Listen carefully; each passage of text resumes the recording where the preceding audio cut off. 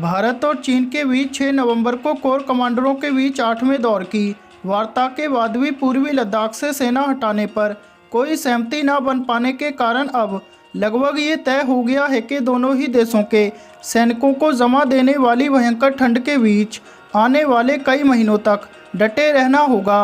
ऐसे में भारतीय सेना अपनी और मजबूती बढ़ा लेना चाहती है और इसी के मद्देनज़र भारतीय नौसेना के मरीन कमांडोज यानी मार्कोस को पैंगोंग झील क्षेत्र में तैनात कर दिया गया है। हालांकि वैसे तो भारतीय सेना चीनी सेना के मुकाबले काफ़ी मजबूत और कई रणनीतिक महत्वपूर्ण ऊंची चोटियों पर स्थित है, लेकिन फिर भी इस तैनाती के पीछे कुछ और कारण बताए गए हैं। सरकारी सूत्रों के द्वारा समाचार एजेंसी ANI को बताया गया है कि मार्कोस की तैनाती के पीछे मुख्य कारण ये है कि भारतीय वायुसेना के गरुड़ संचालक और भारतीय सेना के पैरा स्पेशल फोर्सेस जो शुरुआत के दिनों से ही यहां तैनात हैं और उन्होंने चीन को मुंहतोड़ जवाब दिया है। ऐसे में जब ठंड के मौसम में नौसैनिक कमांडोज भी साथ आ जाएंगे तो तीनों सेनाओं की शक्ति एक साथ रहने से और बढ़ जाएगी। साथ ही बताया गया है कि नौसेना के कमांडोज को जल्दी झील में ऑपरेटिंग के लिए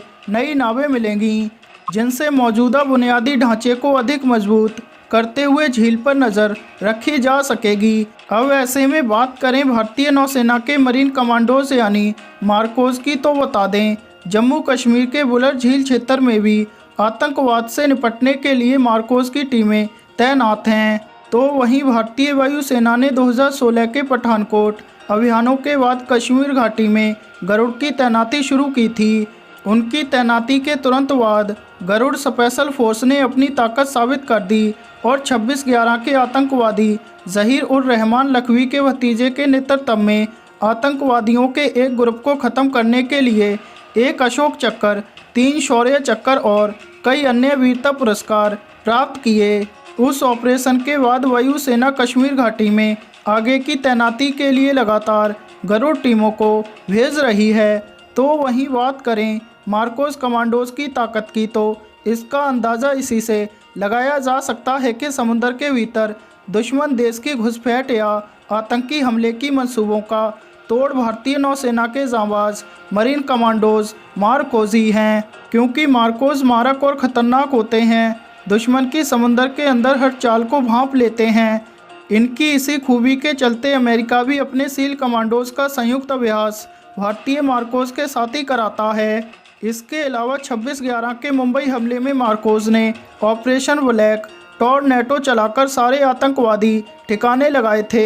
ये 21 स्टार इजरायली गन का प्रयोग करते हैं। इनकी यूनिफॉर्म खास डिजाइन की होती है। इनकी ज़्यादातर ट्रेनिंग INS अभिमन्यु में होती है। ये एक ट्रेनिंग इंस्टीट्यूट है। मार्कोस समुद्र के भीतर तैरते हुए दुश्मन देशों के तट तक पहुंच सकते हैं।